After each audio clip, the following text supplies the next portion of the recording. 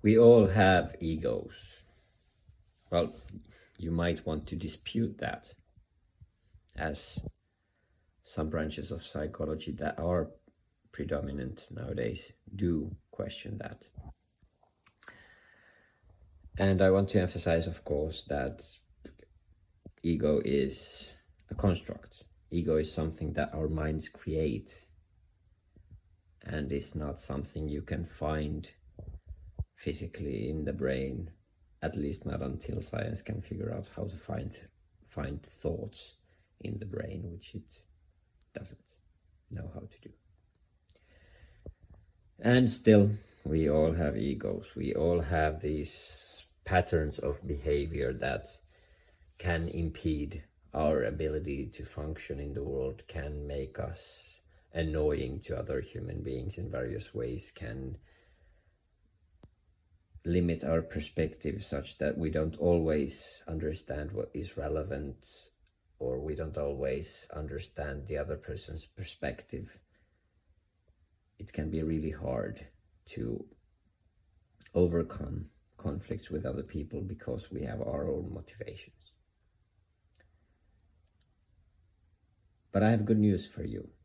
There are maps about how the human personality works, and we have a lot of science around how human understanding actually develops from childhood and how we can chart a path with regards to becoming more clear adults and looking at life in a more sober-headed manner than our ego tendencies often push us towards doing. A lot of this work is related to conscious awareness, and indeed conscious awareness is the tool with which we do this work, with which we examine how an ego actually operates.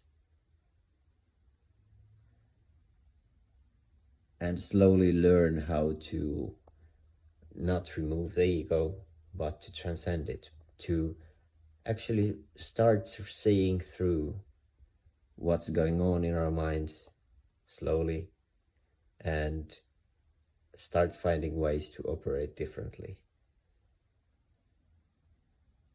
And this is the path I invite you to take part on with me.